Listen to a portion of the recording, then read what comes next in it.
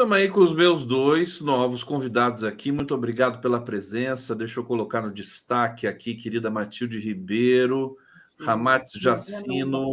Prazer, privilégio muito grande recebê-los aqui. A gente vai fazer um debate sobre o Pacto pela Juventude Preta desse país, baseado aqui no grande artigo que esses dois convidados escreveram no jornal Folha de São Paulo. Deixa eu apresentar para vocês aqui Matilde Ribeiro, doutora em Serviço Social da PUC São Paulo, pela PUC São Paulo, professora do Instituto de Humanidades da Unilab, ex-ministra da Secretaria Nacional de Políticas de Promoção da Igualdade Racial do governo Lula, de 2003 a 2008. Ramats Jacino, doutor em História Econômica pela USP, professor do Bacharelado em Ciências Econômicas e do Programa de Pós-Graduação em Economia Política Mundial da Universidade do ABC. Sejam bem-vindos aqui. Deixa eu passar a primeira palavra para a minha querida Matilde Ribeiro. Obrigado, Matilde, por atender nosso pedido. Obrigado por estar aqui. Eu queria gastar um pouquinho do nosso tempo para falar de uma situação que tem muitas, inclusive, muitas semelhanças com o nosso tema principal, que são as oportunidades para a juventude negra no Brasil, que é Gaza, né? Quer dizer, Gaza é uma espécie... Nós temos várias Gazas no Brasil, que nós precisamos, inclusive, com a proposta que vocês estabeleceram ali naquele artigo, que eu vou trazer aqui para todo mundo daqui a pouco, para a gente ter uma solução para isso. Então, eu queria que você falasse um pouco desse conflito, para a gente iniciar o nosso debate aqui. Matilde Ribeiro. Simbora, boa tarde, Conde. Boa tarde, né? Boa tarde já, boa tarde. Falta um minuto. Boa tarde. Obrigada por mais uma vez me receber. Considerando a dinâmica da realidade brasileira e mundial, nós vamos nos encontrar muitas vezes para debater esses temas tão duros, né? Eu ouvi boa parte das reflexões do Florestan e uma aula, né, diga-se de passagem. Eu fiquei bastante reflexiva com as questões apontadas, sobretudo porque parece que não tem saída, né? Esse conflito Israel-Palestina ele é antigo.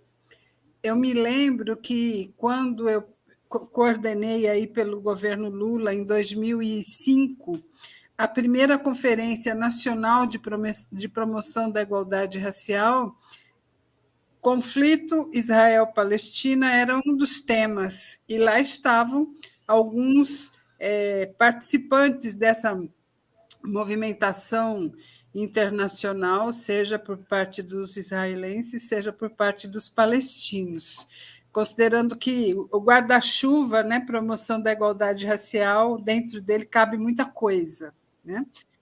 E foi lá que eu tive o meu primeiro contato assim mais sistemático e político com essa questão, no sentido de pensar o que fazer, né?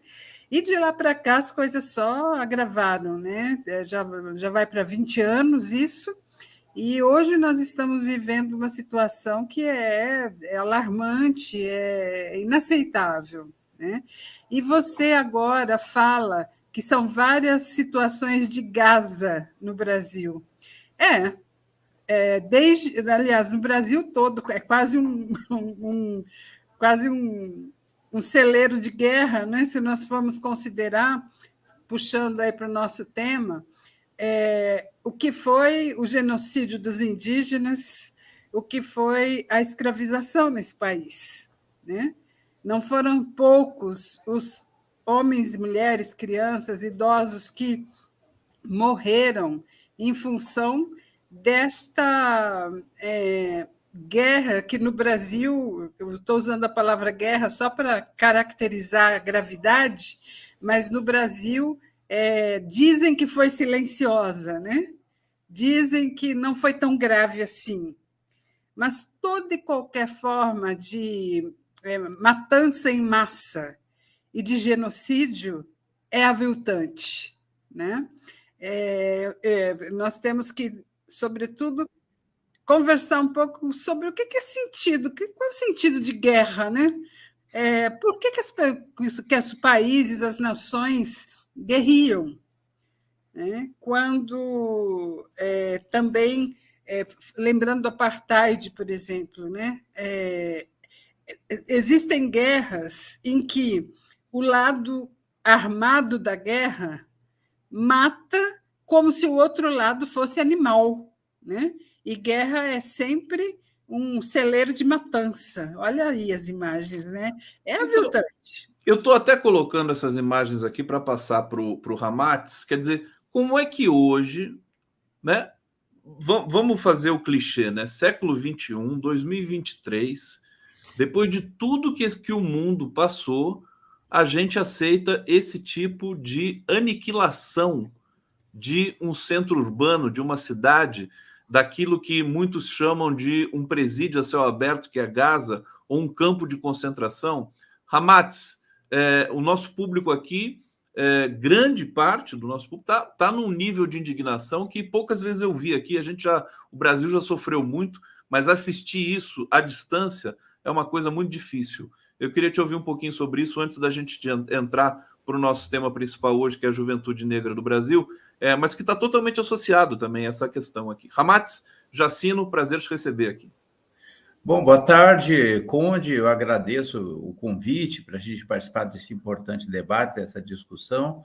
Saudar aqui a minha companheira Matilde, colega professora também, e dizer que essa situação que a gente vive, ela se apresenta hoje num momento agudo, mas ela não foge de uma lógica que é uma lógica de extermínio dos indesejáveis.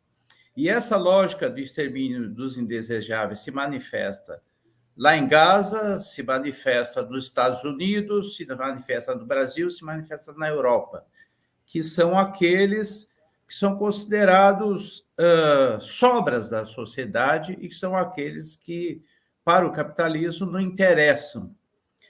Eu gosto muito de um autor camaronês chamado Achille Mbembe, que escreveu sobre a necropolítica, então, que é uma política da morte mesmo, que é desenvolvida pelos estados capitalistas.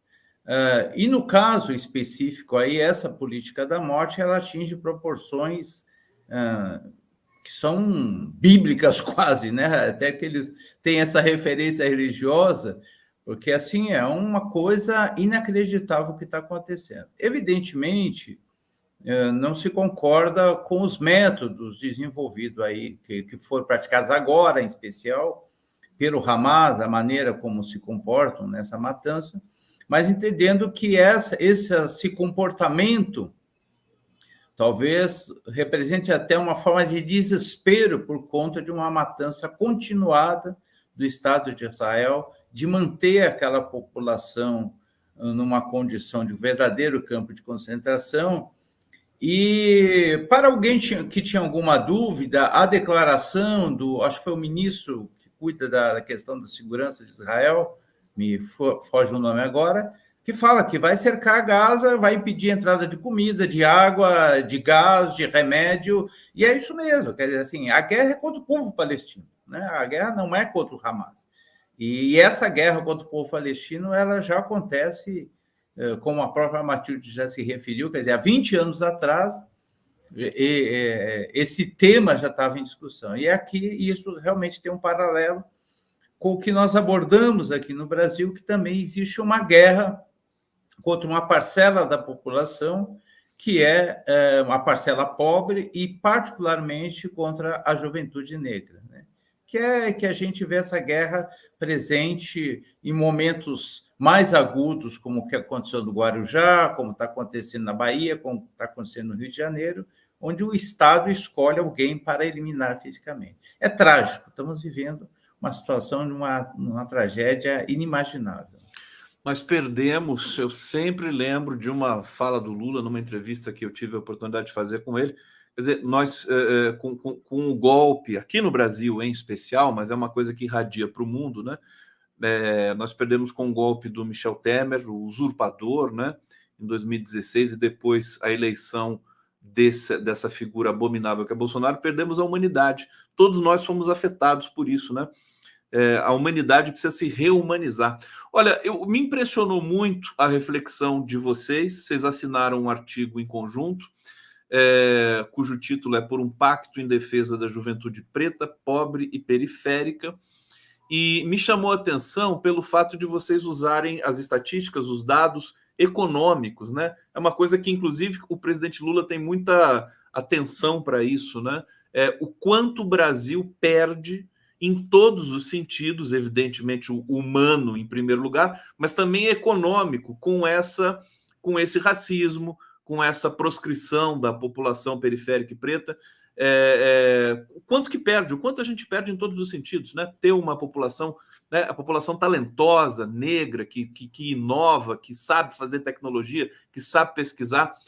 Matilde, começar com você. Eu quero saber um pouco desse projeto, dessa concepção de reenquadrar o problema e apresentar soluções, porque vocês apresentam ali duas interessantes soluções ali. Matilde Ribeiro, passando para você.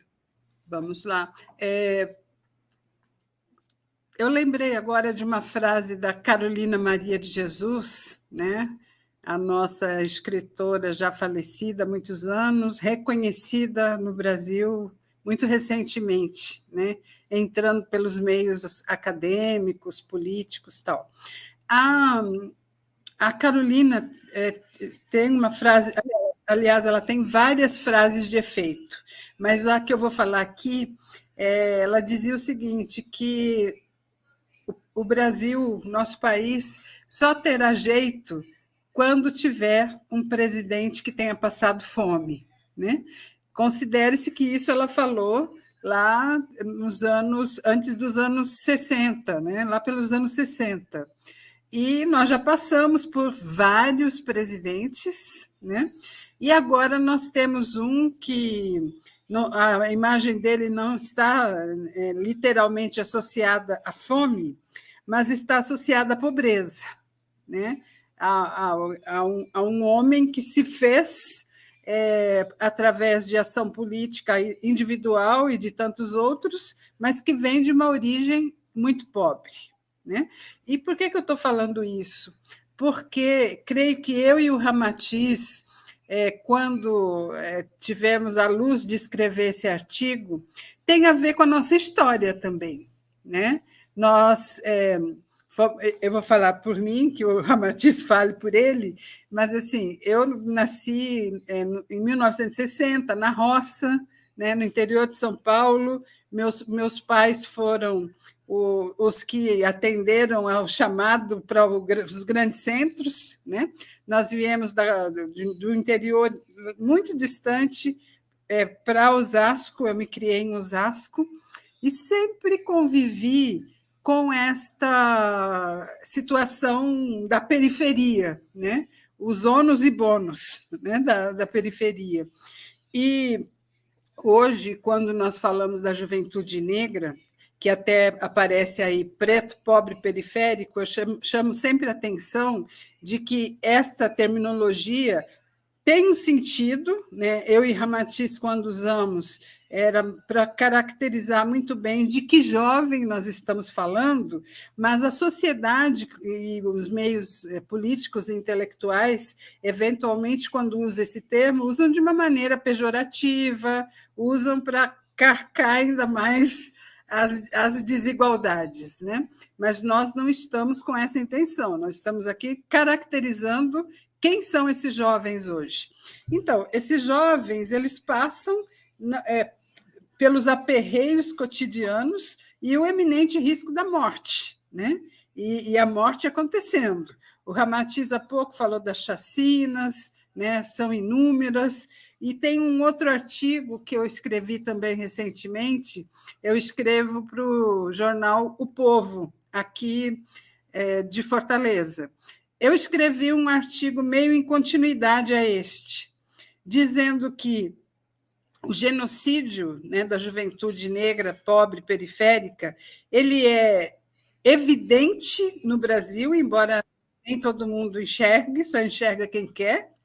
E eu trago nesse artigo um outro fenômeno, que é o processo de organização das mães desses jovens que vivem perigo e vivem a iminência da morte, né? Inclusive com muitas organizações surgidas a partir das chacinas, né, que aconteceram no Brasil, a da Candelária e tantas outras. E essas, eu digo nesse artigo que nós temos, sem dúvida, que trabalhar para a proteção da população como um todo, segurança pública de verdade, né, para os jovens, seja lá onde eles estiverem, né? Nós estamos falando mais focadamente na periferia, mas podemos também falar da juventude de maneira mais ampla, mas sejam os jovens, sejam os moradores, né, todos, a maioria da população preta e pobre moram em lugares de risco no que diz respeito à insegurança pública, e eu retrato a figura das mulheres nisso, né, o quanto o movimento de defesa por uma segurança pública efetiva está na mão das mulheres organizadas com o mote de serem mães ou parentes de jovens assassinados, né? Aliás, Matilde, desculpa, você quer concluir? Por favor. Não, pode seguir. Não, eu quero pegar daí justamente para passar para o Ramatiz. Agora eu não sabia que era oxítona, Ramatiz, não Ramates. Os dois estão tão bonitos, né? É um nome muito bonito. Dizer o seguinte, quer dizer, as mulheres, né? Qual lugar que as mulheres não são absolutamente essenciais para a gente produzir alguma política pública, né? Quando a gente se pergunta assim, quer dizer, as mães dos jovens negros, né? O alvo aí da reflexão de vocês. E eu queria passar para o Ramatiz perguntando isso, quer dizer, esse impacto que o Brasil sofre, né, um gasto mal gastado em segurança pública que acaba infligindo tanta dor e esse genocídio, né, intermitente nas periferias do Brasil. Acho que nesse bloco inicial ainda a gente pode formatar a situação, né, relatar, explicitar e depois vir com as estatísticas que eu quero trazer aqui para o próximo bloco. Então, Ramatiz, passando para você nesse momento, pode abrir o seu microfone, é você que abre aí. Vamos lá. A partir, inclusive, disso que a Matilde apresenta, eu acho que é necessário entender que essa situação que leva a essa verdadeiro genocídio e hiperencarceramento da juventude brasileira, dessa juventude a que nos referimos, ela tem uma dimensão que ultrapassa o grupo social específico. Porque esses jovens, eles têm mães, eles têm avós, eles têm companheiras, eles têm filhos, às vezes, e são essas mulheres que acabam segurando a barra mais pesada da perda desses jovens, e aí eu acho que algo que nós precisamos pontuar, que estão em pleno vigor laboral, né? Então, são esses jovens que têm uma contribuição significativa para a construção da riqueza material e imaterial do país, mas que são esses jovens também que contribuem com a manutenção de suas famílias. E quando esses jovens são presos, encarcerados, ou quando são eliminados, essa tragédia ela reverbera naquela família toda, serve para a desagregação daquela família e para o aumento da condição de miserabilidade daquela família. Então, nós estamos falando de uma tragédia que ela é muito ampla dentro da nossa sociedade e não pode, a nosso juízo, ser tratada unicamente como uma questão específica de juventude e menos ainda como uma questão de segurança. É uma questão muito mais ampla que envolve um mercado de trabalho que discrimina essa juventude ou incorpora essa juventude no mercado de trabalho extremamente informalizado, um mercado de trabalho que paga salários aviltantes e que esses jovens têm pouca ou nenhuma perspectiva de ascensão social. Tem a ver com a dimensão da educação, porque esses jovens são expulsos da educação, do sistema educacional, porque muitas vezes precisam sobreviver ou porque aquele sistema não se adequa àquela que é a sua realidade e que também esse sistema educacional não apresenta perspectivas para eles. Então, eu acho que nós achamos que é uma questão que precisa ser discutida com a sociedade como um todo, que precisa o conjunto do governo, e aí o protagonismo deve ser do governo federal, tanto pela importância, pelo poder que o governo federal tem, como porque, felizmente, graças aos nossos orixás, nós temos hoje um governo federal que tem uma preocupação social, não é que substitui aquela quadrilha, aquele conjunto de quadrilhas que se apossaram do poder desde 2018. Então, o governo federal pode ser o grande protagonista dessa ação. Então, nesse sentido que a gente acha que tem uma dimensão muito maior essa questão da juventude, porque afeta a sociedade como um todo. Ramatiz Jacino, aqui no Giro das 11, junto com Matilde Ribeiro. Deixa eu trazer alguns comentários do nosso público, fazer aqui mais uma transição. Lúcia Orfã, obrigado pela colaboração.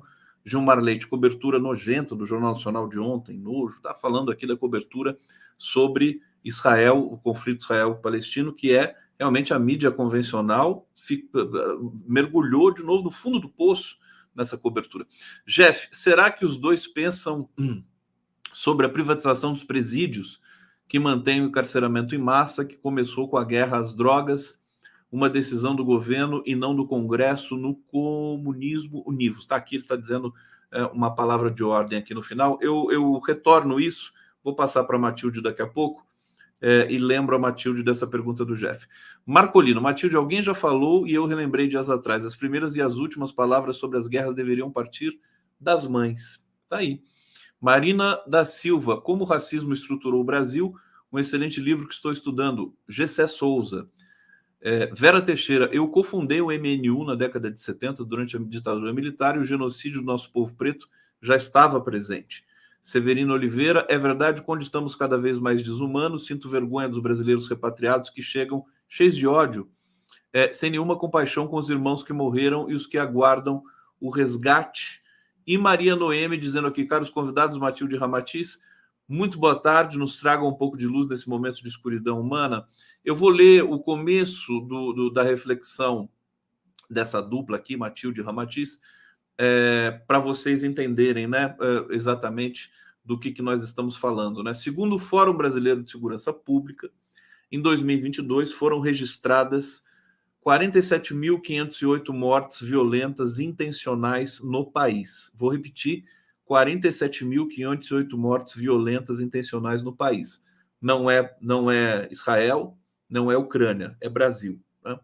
Quando resultantes da intervenção policial, 99,2% desse montante de 47 mil são homens, 83% são negros, 75% com idades entre 12 e 29 anos. Em 2021, a quantidade de presos era de 820.689, subiu para 802.295 no ano passado. Dos encarcerados, 43,1% têm até 29 anos, 68,2% são negros. A estes somam-se os adolescentes que cumprem medidas socioeducativas em meio fechado, que, segundo o Anuário Brasileiro de Segurança Pública, eram 13.684 em 2021, 95,5% meninos. Esse Anuário Brasileiro de Segurança Pública, Matilde, ele realmente devastou o nosso horizonte quando ele foi publicizado aí, acho que há uns 4 meses atrás. Eu queria que você falasse um pouco sobre essa dimensão das estatísticas, né? Que vocês consideraram para repensar as políticas direcionadas aí para a juventude brasileira. Matilde Ribeiro, aqui pode abrir o seu microfone. O número apresentado, 47 mil jovens, né, numa estatística, é legal a gente pensar assim, né, 47 mil pessoas é uma cidade, né?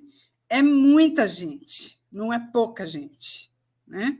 E considerando o que o Ramatiz falou antes, né?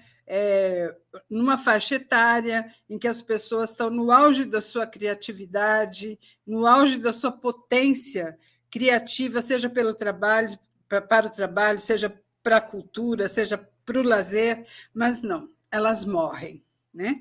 Eu vou deixar para o Ramatiz comentar o conjunto das estatísticas, mas eu vou trazer um dado novo, né? Eu tenho acompanhado pelo censo, e até desde que eu trabalhei no governo federal, eu fiquei com essa ideia fixa de entender o que acontece com a vida dos quilombos no Brasil, né? E das e dos quilombolas. Então, pela primeira vez, o censo tratou dessa questão, né?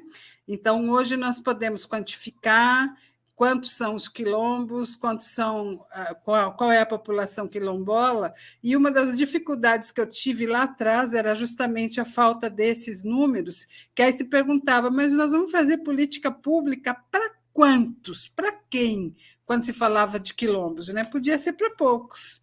Ora, né? Não é a quantidade que define a necessidade. Mas eu me lembrei da situação dos jovens nos quilombos. Uma vez, lá no Maranhão, numa audiência pública, uma senhora fez um trabalho comigo assim de me trazer para a real de uma maneira muito interessante, que ela começou falando assim, olha, eu vou aqui trazer umas informações, mas falou para mim, a senhora me desculpe, porque eu sou quilombola, eu não fui na escola, eu não sei ler e escrever, portanto, eu não sei falar. Né? E ela falou lindamente sobre tudo o que acontecia lá naquele quilombo, Itapecurumirim, lá no Maranhão, e fechou a fala, que eu vou poupar tempo aqui, mas a história é muito longa, mas ela fechou a fala dizendo assim, a senhora está aqui representando o presidente Lula, e então fala para ele o seguinte, nós, mães e familiares dos jovens quilombolas, não queremos que eles saiam do quilombo para ir lá para os centros urbanos, nós queremos ele aqui, portanto, eles aqui. Portanto, aqui tem que ter computador, aqui tem que ter escola, aqui tem que ter cultura, aqui tem que ter tudo que nós temos direito, para que eles não sejam capturados pela ideia de que só no centro urbano tem. Finalizou dizendo, nós queremos eles aqui porque aqui eles têm carinho, têm família, têm oferta de vida boa. Lá nos grandes centros, lá no sul, ela falou, no sul-sudeste, ela estava querendo dizer, né? Lá eles vão ser tratados como números, e nós não queremos que os nossos jovens morram por falta de assistência. Nós queremos eles aqui, no nosso lugar. Então, essa mulher, eu não estou citando números, porque não me preparei para isso hoje, mas essa mulher ela trouxe uma realidade que é fantástica, né?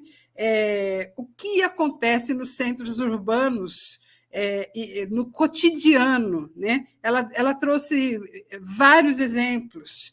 Então, e é mais, de novo, as mães, né? As mulheres falando. Então, assim, se hoje nós podemos identificar quantos são os quilombos e quilombolas e como vivem, certamente essa questão da insegurança pública também tem que fazer valer ali. E considerando, inclusive, a morte da mãe Bernadette, que se tornou a maior notícia, e a mãe Bernadette, uma das questões que ela abria a boca, pôs a boca no trombone, por isso ficou avisada, é que o filho dela foi morto pelas mãos da polícia em 2017. Né? Então, ela falava da política pública geral para os quilombos, mas também denunciava a violência em relação ao filho. Nós precisamos nos atentar a isso, né? As estatísticas urbanas, mas também as estatísticas nesse mundão afora. Eu estou trazendo o quilombo como um exemplo. Perfeitamente. Eu me lembrei imediatamente da mãe Bernadette, quando você começou a falar dos quilombos, porque ela foi brutalmente assassinada, né? Não tem, acho que tem um mês que isso aconteceu, agosto, né? E o filho dela tinha sido assassinado antes, 2017. num quilombo, né? No quilombo. Os dois foram assassinados no quilombo. Dentro de um quilombo. Que além de, quer dizer, além desse processo que você falou de manter os jovens negros dentro, no próprio quilombo, é preciso também que a gente garanta, né, a mínima segurança no quilombo. Eu vou passar para o Ramats, então, para fazer aí um desdobramento dessa fala tão importante da Matilde, na linha de entender também o quilombo como central, né? A centralidade dos quilombos na questão da segurança pública. Ramats Jacino.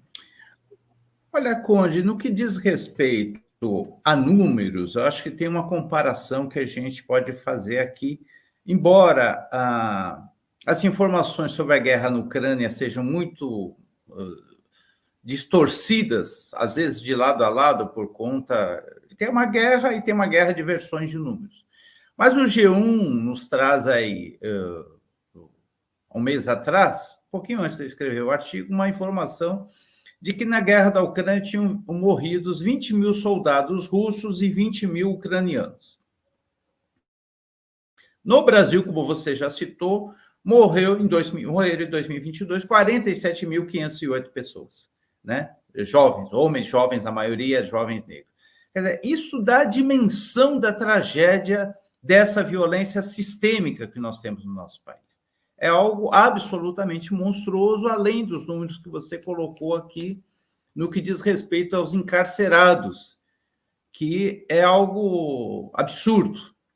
E para além dessa tragédia, e para além de tudo isso que eu e Matilde já colocamos, no que diz respeito à sociedade como um todo, as mães, as comunidades, existe um prejuízo econômico brutal, porque essas pessoas estão sendo eliminadas ou encarceradas. Os dados que a gente tem são dados que não são muito atuais, os dados que a gente utiliza, eu vou repetir aqui, porque provavelmente a maioria dos quem está nos assistindo não leu o artigo, mas são dados estarrecedores também. Um dado do BID, insuspeito, de 2014, diz que os gastos com segurança no Brasil somaram 91 bilhões de dólares. Desses gastos, 47,9% foram de gastos por empresas e famílias, 36,1% pelo Estado.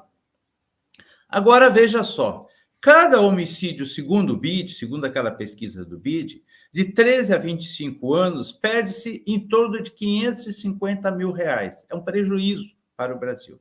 Somando-se de 1996 até a data daquela pesquisa, que foi em 2014, existe uma perda acumulada de 450 bilhões de reais. 32 vezes o orçamento do Fundeb de 2017, por exemplo, que foi de 13,9 bilhões. Então, veja, até eu quero muito insistir com quem está nos assistindo, eu acredito que a nossa assistência, a maioria se sensibiliza pela questão social e pela tragédia que nós estamos vivendo, mas também é uma argumentação para aquilo que nós propomos, que é o pacto, que vamos falar daqui a pouco, de o significado desse prejuízo econômico para o país. E aqui, essa conta que o BID faz se refere à produção da riqueza material. E nós consideramos que existe ainda uma riqueza imaterial que pode ser produzida e que é produzida por essa juventude, e que é uma riqueza que é apropriada pelo conjunto da nação, e essa riqueza também está sendo desperdiçada. Então, nós estamos desperdiçando vidas. Se formos analisar apenas pela dimensão econômica, nós estamos desperdiçando vidas, nós estamos desperdiçando trabalho, força de trabalho. O Brasil foi constituído pelo sequestro de trabalhadores de outro continente, que são os nossos ancestrais, o que foi um crime de lesa humanidade. Hoje, os descendentes desses sequestrados estão sendo eliminados e até numa atitude mais estúpida ainda do que foram o que os sequestradores fizeram, ou seja, a eliminação física daqueles que podem produzir a riqueza. Então, é uma tragédia que nós vivemos e é uma tragédia econômica, uma estupidez econômica para além da tragédia humana. Eu entendo que esse reenquadramento importante do fenômeno também trazendo a dimensão econômica, poderia ser para sensibilizar um pouco as elites brancas brasileiras, para eles entenderem que eles estão perdendo também muito com tudo isso, né? Que todos nós, o país inteiro perde, as elites perdem, a população perde, todo mundo perde. É um pouco o raciocínio que o próprio Lula utiliza também, quando fala de economia, quando fala do Bolsa Família, dos programas sociais. E aí eu quero trazer, então, para ouvi-los mais uma vez, sobre o pacto, né? Vou ler aqui rapidamente e a Matilde traz o detalhamento disso, né, para a gente. Primeiro ponto seria a criação de um Comitê Nacional de Enfrentamento ao Extermínio da Juventude Preta, Pobre e Periférica. E o segundo ponto seria ampliação e unificação dos programas de concessão de ajuda financeira a alunos do ensino médio. O que também chamou muita atenção no texto de vocês, na reflexão, é que a informalidade do trabalho, que é sempre o que resta para a juventude preta, acaba empurrando para situações limite que podem levar também ao crime. Quer dizer, o emprego tem que ser de qualidade, né, para a juventude ter a consistência de prosseguir, enfim, como todos nós, no mundo do trabalho. Matilde Ribeiro, mais uma vez, vamos te ouvir aqui. Você abre o seu microfone, por favor. Sim, aí. Enquanto você falava, né, desse pacto, rememorando o que escrevemos, eu me lembrei aqui das formulações da Laís Abramo, uma companheira nossa que hoje está no Ministério do Desenvolvimento Social e Combate à Fome, tocando uma secretaria que vai gerar uma nova política, que é a política de cuidados, né? Então, assim, além da saúde, além da segurança pública, além da educação, tem uma esfera da nossa vida que merece tratos e cuidados específicos. E uma das coisas que a Laís Abramo estuda, ela é especialista na área de gênero, trabalho, raça, trabalho, e uma das coisas que ela traz sobre os estudos dela é uma contestação a essa formulação que é usada para a juventude brasileira, essa juventude que está na faixa dos que não são absorvidos pelas instituições, seja trabalho ou ensino, que é o tratamento como se fossem pessoas nem estudam, nem trabalham, né? Agora, o que a Laís chama atenção, que eu acho bem importante, por isso estou trazendo aqui, é que pouco se avalia por que nem estudam e nem trabalham, né? E o nem estudar e nem trabalhar pode ser, sem dúvida, um passaporte para a criminalidade e para a vida em perigo, né? Então, esta reflexão da Laís, eu estou trazendo aqui, inclusive, para convidar o Ramatiz para a gente continuar a acrescentar coisas nessa nossa formulação de 2 meses atrás. E por que eu estou trazendo isso? Porque sem tratar, sem cuidar, né, simplesmente se conformar com o dado pejorativo do jovem nem e do jovem PPP, né, a gente cai, sem dúvida, no buraco fundo, que é a mortalidade, o cárcere e o isolamento social, né? Então, quando aparecem essas duas propostas, né, dentro de nós estamos instigando, né, a sociedade e também os poderes públicos e privados a pensar saídas efetivas, né? Então, tem aí uma alusão ao ensino médio, tem aí alusão à inserção no trabalho, tem que ter interligação entre as políticas públicas, né? Neste momento, eu sou professora na Unilab, uma universidade que é produto aí de inovações no ensino, que fica no interior do Ceará e da Bahia. Faz uma diferença muito grande a universidade estar no interior, porque agrega jovens e pessoas mais velhas que não tiveram oportunidade de estudar porque não tem transporte para ir para a capital, não tem como se manter na capital e assim por diante. Então, assim, não resolve só a gente discutir a educação universitária, né? Eu sou uma ferrenha defensora das cotas raciais e sociais nas universidades, mas isso é um band-aid, né, no problema. Nossa, band-aid é coisa antiga, né? Isso é aí você mergulhou no túnel do tempo. Mas acho que chama ainda, é a marca, né? É a marca do curativo. Então, é tratar um pedaço da história, né? E tem um anterior que é a constituição da vida, né? Como se garante a vida com qualidade, né? E aí uma somatória de políticas públicas é extremamente necessária, porque não basta cuidar da saúde sem cuidar da educação, sem cuidar da cultura, e assim sucessivamente. Então, a nossa preocupação ao apresentar essas duas propostas, que certamente não são o todo, e nós temos também que nos preocupar com o todo, é instigar para refletirmos como evitar, e não como correr atrás do prejuízo. E perfeita fala. Vocês combinaram tudo aqui antes para chegar no programa. As falas estão todas dentro do tempo, aqui tudo bonitinho. Eu estou reparando aqui, não estou brincando, mas está num nível muito alto. O pessoal está sentindo aqui. Esse debate precisa ser feito no Brasil, né? O Marcolino está dizendo aqui: a subnotificação, muitos governadores não entregaram os dados setorizados para o Anuário de Segurança Pública, né? Me parece. Em muitos, como o Rio Grande do Sul, por exemplo, não temos os dados de crimes raciais motivados pela homofobia, etc. E o Jeff está dizendo: o Estado burguês é um aparato de violência específica de classe na defesa da propriedade privada. E a classe oprimida é a dos trabalhadores no comunismo unidos ou não venceremos. Aqui o Jeff fazendo chamamento aqui para esse processo de, enfim, comunização. A gente esqueceu o sentido da palavra, né? Foi tão espancada a palavra comunismo, que a palavra comunismo ela tem um sentido tão bonito, né? Que é a comunização enfim, das coisas, dos trabalhos e tudo mais. Ramatiz, vamos lá, eu vou passar para você. Eu acho que a gente pode seguir mais um pouco falando do pacto em si, da proposta.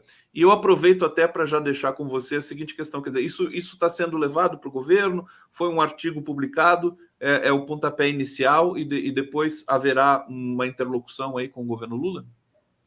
Olha, em primeiro lugar, eu acho que é importante dizer, e assim concordo perfeitamente com o que a Matilde colocou, que essa é uma proposta que a gente está lançando inicialmente para a sociedade e para o debate.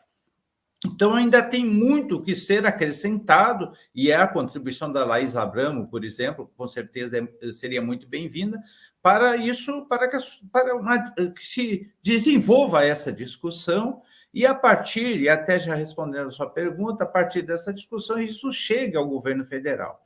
Parte desse debate, inclusive, está até no programa de governo, né? Porque tanto eu quanto a Matilde contribuímos na elaboração do programa do governo do Lula. Então, parte disso aí, menos elaborado, ou talvez ainda com dados ainda insuficientes, está lá. Então, essa discussão, a gente sabe que tem abertura no governo para fazer essa discussão, e isso pode avançar com a contribuição de outros segmentos da sociedade.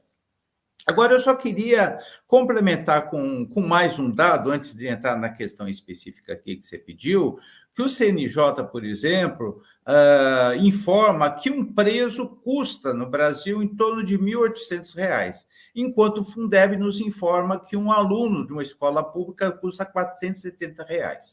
Portanto, se gasta quase 5 vezes mais para manter uma pessoa encarcerada do que para promover o seu crescimento, o seu desenvolvimento físico, mental, social e vai por aí afora. Esse projeto especificamente, Conde, eu acho que esses dois pilares que você se referiu, eu acho que são importantes e, evidentemente, eles têm que ser aprofundados, melhorados, qualificados pela contribuição de outros companheiros e companheiras que tem aí. Mas qual que seria o central? Primeiro, o governo federal tomar essa iniciativa, e já existem várias iniciativas que vão neste caminho que foi desenvolvido. Teve um recente agora, eu esqueço o nome do programa, que é justamente para manter os jovens, e é uma espécie de bolsa de ProUni para o ensino médio, que foi lançado recentemente pelo Lula. Então, existem iniciativas desse direito, nessa direção. Contudo, nós entendemos que para disputar essa juventude com o trabalho informal, com o trabalho precarizado, com o crime organizado, é insuficiente um tipo de programa baseado apenas na segurança alimentar. A segurança alimentar, com certeza, é importantíssimo.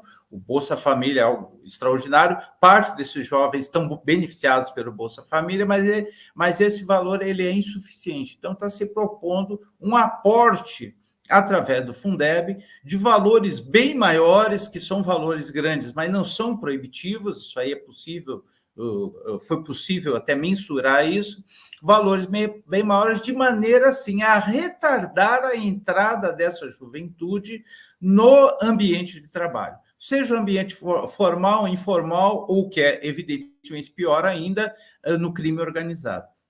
Então, o Estado vai disputar essa juventude com esses segmentos da sociedade que não trazem nenhum benefício à juventude. Só vão explorá-lo utilizando como soldado do crime organizado, ou explorá-lo utilizando como mão de obra baratíssima, precarizada, e estão aí, a gente vê o que é esses entregadores de pizza, etc., morrendo diariamente nas avenidas das grandes cidades. O outro ponto que me parece muito importante, que é central, é que é no mesmo espírito da construção do governo do Lula, da eleição do Lula e da construção desse governo, de um grande pacto nacional. O governo Lula é resultado de um grande pacto nacional em defesa da civilização, na verdade, né? Contra o fascismo, contra o horror que nós vivemos nesse tempo, e esse grande pacto, essa grande concórdia, que o Lula tem essa capacidade extraordinária de liderar essa grande concórdia, a gente está propondo que se desenvolva também um pacto com todos os segmentos da sociedade em defesa dessa juventude pelas razões que nós apresentamos aqui, seja pelas razões humanitárias, seja pelas razões econômicas. E este grande pacto envolveria o Poder Executivo federal, estadual, municipal, o Poder Legislativo, o Poder Judiciário, a sociedade organizada, empresários, etc., porque a partir da compreensão que, para além da tragédia humana que isso significa, o prejuízo econômico que significa. E aí, concordando com aquilo que você citou anteriormente, de que esses números, essa discussão econômica que a gente apresenta, pode ser um instrumento para convencer, inclusive, aqueles segmentos da sociedade que não se deixam tocar pela tragédia humana, que estão preocupados com a questão puramente econômica. Esses segmentos, embora nós discordemos deles, esses segmentos precisam ser atraídos para que este pacto funcionasse, para que esse projeto seja efetivado. Então, nós podemos utilizar como argumento para o chamado mercado, falar para eles, olha, vocês estão tendo prejuízo com essa insanidade de prender e encarcerar o segmento da sociedade que tem maior capacidade de produzir a riqueza. Vocês estão tendo prejuízo. Já que vocês não se sensibilizam com a tragédia dessa juventude, das suas mães, das suas famílias, das suas comunidades, pelo menos raciocinem e vejam o quanto que vocês estão tendo prejuízo pela insanidade que vocês promovem, porque defendem a guerra às drogas, que defendem a ida do jovem de forma prematura para o mercado de trabalho, etc. Então, esses dois pilares me parece que são fundamentais. Se falar para eles, para as elites, que elas estão perdendo dinheiro, os ouvidos ficam mais atentos, né? Agora, que fantástico, porque essa reflexão me parece realmente mais consistente, robusta do que a gente tem discutido por aí. O pessoal tá dizendo aqui, estão falando muito da Laís Abramo aqui, vocês falaram muito dela. Deixa eu só trazer aqui a Maria Cristina Coelho, reencontro Laís Abramo, do Colégio de Aplicação da Universidade Federal da Bahia, para proposições aplicadas, práticas de políticas públicas. Tem que trazer a Laís aqui depois, então, hein, Matilde? Depois a gente faz um novo debate. O debate não pode parar. Eu acho que sempre que a Matilde vem aqui, eu falo para ela e a gente tem respeitado essa premissa, né, Matilde? Vamos, né? Debate intermitente, né? Vamos fazer o debate o tempo todo. E eu queria, então, a gente encaminha aqui para o último bloco, mais uma fala da Matilde, mais uma fala do Ramatiz. Tem mais um trecho aqui. Acho importantíssima essa ideia, né, de disputar esse jovem, porque esse jovem é uma pedra preciosa, uma pedra bruta, precisa ser lapidada. Quer dizer, é muito importante, contribui em todos os sentidos culturalmente, né? Tem um trecho aqui também que eu quero ler, mais um trecho da reflexão de vocês, né? Vocês dizem assim: para a efetividade desse novo programa, os valores a serem disponibilizados precisariam ir além do socorro emergencial para combater a insegurança alimentar. O Ramatiz já tinha dito isso aqui, pois o objetivo seria disputar esses jovens com o trabalho informal, mal remunerado, em especial evitar a cooptação pelo crime organizado. Compreendemos que frear a evasão escolar, que atingiu recordes agora no Brasil, depois da quadrilha Bolsonaro no poder, somada à pandemia, né? Proporcionando-lhes educação de qualidade, condições para que vivenciem a adolescência na plenitude. Matilde Ribeiro, pode ativar seu microfone? Vou passar para você. Agora, assim, para a gente amarrar todo esse projeto. Uma coisa importante é o seguinte: vocês estão abrindo o debate, as pessoas que estão nos assistindo aqui quiserem contribuir, para onde elas devem se dirigir, para onde elas devem mandar mensagens, enfim, posso até colocar o meu e-mail disponível para isso, mas acho, né, já que vocês estão abrindo essa discussão com a sociedade, todo mundo que está aqui pode se dirigir a algum lugar para participar dessa reflexão. Matilde Ribeiro. Eu não sou lá muito boa de rede social, mas eu vou colocar o meu e-mail aqui, que aí vamos somar, né? O meu, o seu, do Ramatiz. Estamos aí para conversa. Pode mandar, então, para mim o seu e-mail. Eu estou mandando. Pode mandar. Vamos lá. Você quer que eu já fale a última, faça a última fala? Isso, daí já pode fazer. Ok, espera só um pouquinho. Então, eu não me canso, né, de dizer da importância de nós reconhecermos os indicativos históricos da sociedade civil organizada para garantia de vida com qualidade em várias áreas, né? E essa questão da juventude, eu entendo que ela tem sido maltratada, né? Ou não tratada de maneira mais ampla nas agendas públicas, né? Quando eu estava lá no governo, em 2007, a CEPIR, em parceria com outros órgãos de governo, mas, sobretudo, com a juventude negra organizada desse país, nós realizamos o primeiro Encontro Nacional de Juventude Negra, o ENJUNE. Deste encontro, lá de 2007, foi em Feira de Santana, né, foi um encontro nacional. Deste encontro, muitos desdobramentos já têm acontecido em relação a uma política pública para a juventude, mas considerando as várias questões que envolvem o mundo da juventude, inclusive a questão racial, né? Logo depois desse encontro de 2007, a primeira Conferência Nacional de Juventude foi focada pela Organização da Juventude Negra com o resultado desse ENJUNE. Então, tem muitas coisas que estão circulando pelos ministérios, pelos movimentos sociais, ainda hoje, quase 20 anos após, que tem esta origem. E por que eu estou falando disso? É porque a luta é incessante, né? Eu tenho dito sempre, quando discuto cotas e ações afirmativas nas universidades, que a gente ainda não ganhou a guerra, né? Voltando ao nosso tema inicial. Nós ganhamos algumas batalhas, mas a guerra, no sentido da inclusão para valer e de respeito à condição de vida das pessoas, seja lá onde elas vivem ou estão, ela continua e de maneira ferrenha, né? O número de 47 mil mortos, jovens mortos em um ano, isso tem um terror, né? É de fazer a gente perder o sono, né? Então, muitos debates para daqui para frente, sem dúvida, mas negociações e pactuações entre governo e sociedade civil organizada, mais do que necessário. Perfeito, Matilde Ribeiro. Ramatiz, chamamento aí para o público que nos assiste.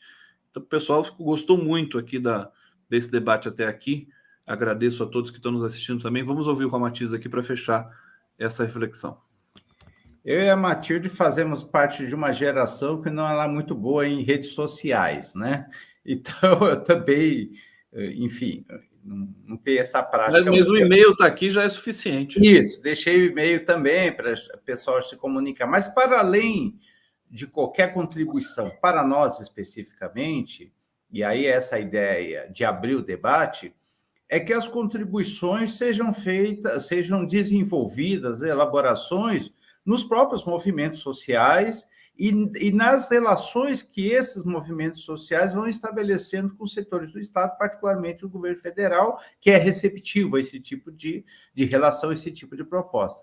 Vão começar aí, certamente, logo, a série de conferências, que foram a marca, né, as grandes marcas do governo Lula e Dilma, que são aquelas conferências dos vários setores, e esse debate, eu acho que pode estar aparecendo aí nessas conferências, no legislativo, nas audiências públicas. Então, eu acho que é esse movimento, talvez um pouco pretensioso da nossa parte, mas estamos convencidos que a gente pode contribuir para que esse movimento comece a aparecer e que as pessoas comecem a debater e que enriqueçam. Evidentemente, a nossa proposta é muito embrionária, é muito inicial, e que enriqueça essa proposta. Tem que discutir valores, onde é que exatamente vão sair os valores para bancar esse tipo de proposta, e vai por aí afora, e a relação que vai ser estabelecida se, uma vez composto esse pacto, com os outros setores da sociedade, alguns setores, inclusive,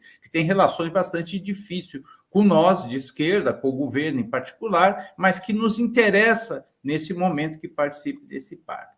E aí, para concluir aqui, o Conde, eu queria resgatar uma expressão que você utilizou, que eu acho que é perfeita. Essa juventude é uma preciosidade, é algo de mais precioso que nós temos no nosso país. Seja do ponto de vista econômico, se quiserem trabalhar nesse sentido, seja do ponto de vista da construção da nossa nacionalidade e da continuidade da nação enquanto nação, se a gente for ver de uma visão mais ampla, e a contribuição que essa nação, não com aquela visão xenofóbica, nacionalista, que essa nação dá ao mundo. Então, essa juventude é uma preciosidade que precisa ser preservada em todas as dimensões. E, repito, mais ainda, e aí é algo que me toca de forma particular, naquilo que pode contribuir enquanto riqueza imaterial, né? O que tem se feito na periferia, de arte que essa juventude faz. Eu moro na periferia, eu moro em São Miguel Paulista, que é no extremo leste de São Paulo. Você chega nesses bairros, em São Miguel, Guaianazes, Itaquera, essa galera, essa juventude está desenvolvendo um monte de atividades artísticas, produzindo pensamento, e isso contribui para o país, é o enriquecimento do país. Então, é nesse sentido que a proposta trabalha. Eu já faço a despedida? Não, já estamos encerrando aqui, a gente está em TV aberta também, enfim, nós precisamos respeitar aqui o cronograma da PVT. Então, eu quero agradecer demais, eu estou arrepiado aqui, eu quero dizer o seguinte, vou botar pilha nesse projeto, de minha parte aqui, vocês têm um apoiador e um divulgador e um debatedor, né? Trazer as pessoas para debater, vamos debater mais isso aqui.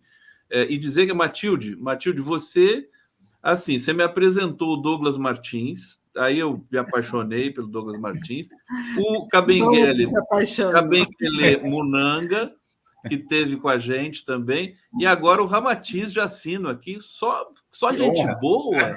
Meu Deus, Matilde. Olha, assim, os meus homens e as minhas mulheres são porretas.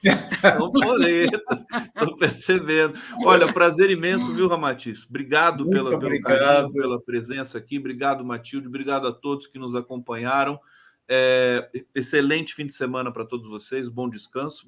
A gente trabalha nos fins de semana, né, Matilde? Sim, Veja, Matilde, vou trabalhar. Vamos pensar o Brasil e vamos torcer para que a violência, né, cesse naquela região do mundo que é Gaza, e a gente está aqui torcendo muito para isso. Obrigado a todos e semana que vem estaremos de volta. Obrigado, grande axé. Obrigado.